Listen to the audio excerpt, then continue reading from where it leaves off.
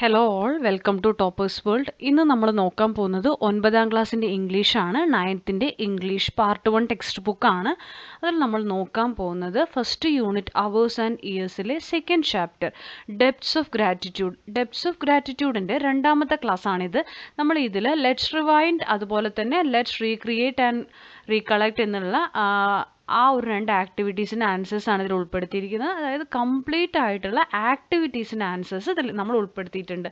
Question ആൻസേഴ്സിൻ്റെ part 1 ക്ലാസ്സിലാണ്. ഇത് part 2 ക്ലാസ്സാണ്. പാർട്ട് 1 ക്ലാസ്സിൻ്റെ ലിങ്ക് നമ്മളിതിൻ്റെ ഡിസ്ക്രിപ്ഷനിൽ കൊടുക്കാം. നമ്മുടെ ക്ലാസ് 9 ഇംഗ്ലീഷ് പ്ലേലിസ്റ്റ് ചെക്ക് ചെയ്താലും നിങ്ങൾക്ക് എന്ത് കിട്ടും, ഇതിൻ്റെ ക്ലാസ്സുകൾ കിട്ടും കേട്ടോ. അപ്പോൾ ഡെപ്ത്സ് ഓഫ് ഗ്രാറ്റിറ്റ്യൂഡിലെ ആക്ടിവിറ്റീസ്, കംപ്ലീറ്റ് ആക്ടിവിറ്റീസ് നമ്മളിതിൽ കവർ ചെയ്തിട്ടുണ്ട്. അപ്പോൾ എല്ലാവർക്കും ക്ലാസ്സിലേക്ക് സ്വാഗതം. ക്ലാസ് തുടങ്ങുന്നതിന് മുമ്പ് നമ്മുടെ ഈ ചാനൽ ആദ്യമായി കാണുന്നവരാണ് നിങ്ങളെങ്കിൽ സബ്സ്ക്രൈബ് ചെയ്തൊന്ന് സപ്പോർട്ട് ചെയ്യുക.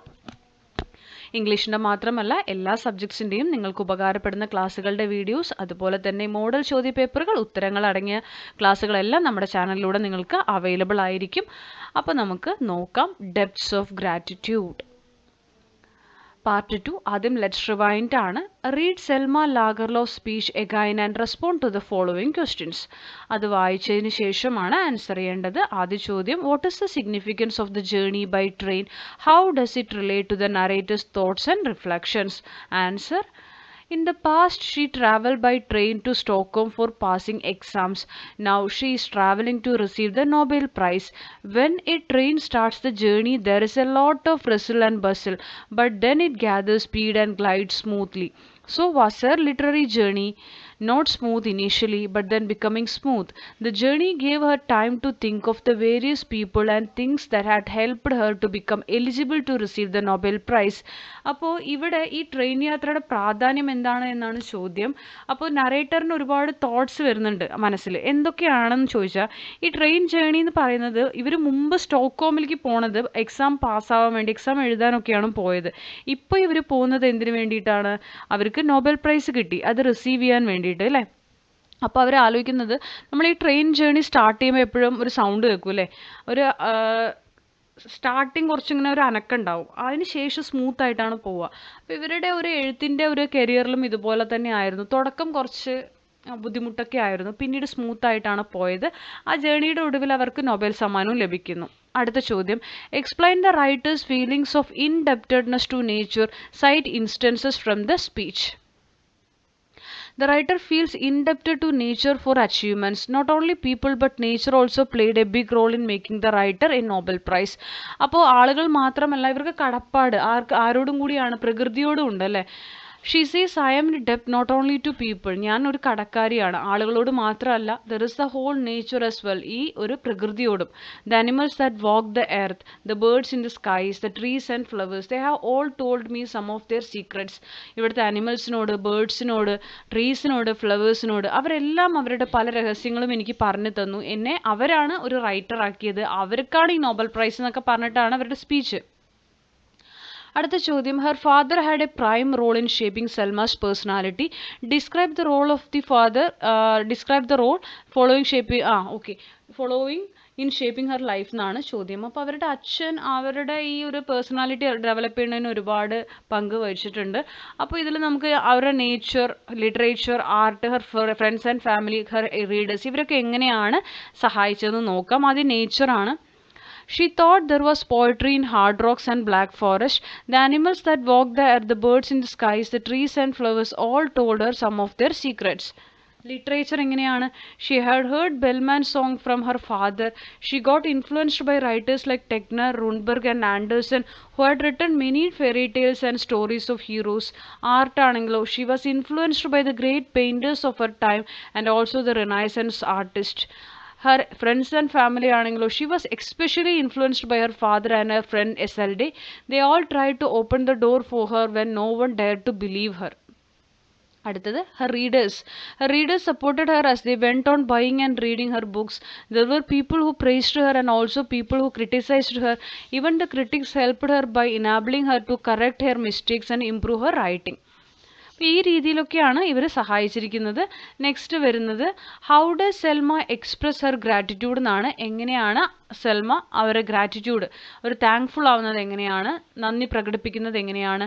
Selma is grateful to so many people and so many things. ഒരുപാട് ആളുകളോട് നന്ദിയുണ്ട്, ഒരുപാട് തിങ്സിനോട് ഒരു നന്ദി പറയുന്നുണ്ട്. So she expresses her gratitude by inviting all those present in the award ceremony to join her in the toast which she has the honour to propose to the Swedish Academy. അടുത്ത ചോദ്യം, what do you think the speaker means by saying my biggest debt has not yet എന്ന് പറഞ്ഞിട്ട് തുടങ്ങുന്നുണ്ട്. എന്താണ്? She had mentioned many persons and things, including her father and other members of her family, her friends like Isolde, the poor, homeless vagabonds who used to sing all those songs, the old men and women who telling her wonderful stories about water sprites and enchanted maidens, the nature, the animals, the birds in the skies, the trees and flowers who telling her some of their secrets for enabling her to get the Nobel Prize.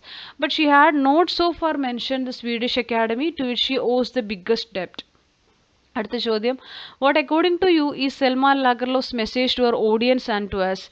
നിങ്ങളെ സംബന്ധിച്ചിടത്തോളം Selma ലാഗർലോഫിൻ്റെ ഓഡിയൻസിനോടുള്ള message എന്താണ്? നമ്മളോട് അവരെന്ത് മെസ്സേജാണ് communicate ചെയ്യുന്നത്?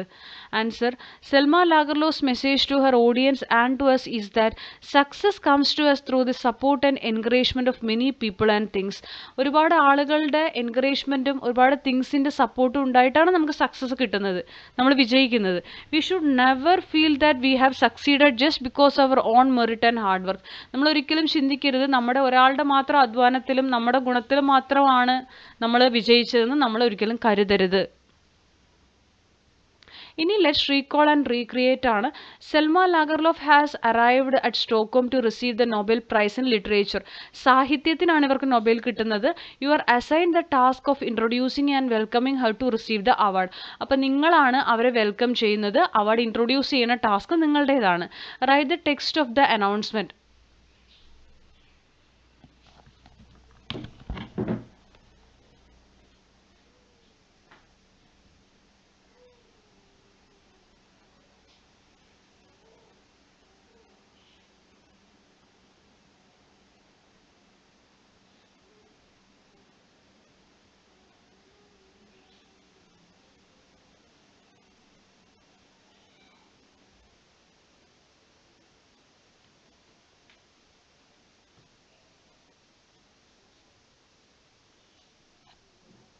അപ്പോൾ ഈ തന്നിരിക്കുന്നതാണ് അനൗൺസ്മെൻറ്റ്. നിങ്ങൾ വായിച്ചു നോക്കൂ. Your majesties, your royal highnesses, ladies and gentleman, a very good morning to all of you.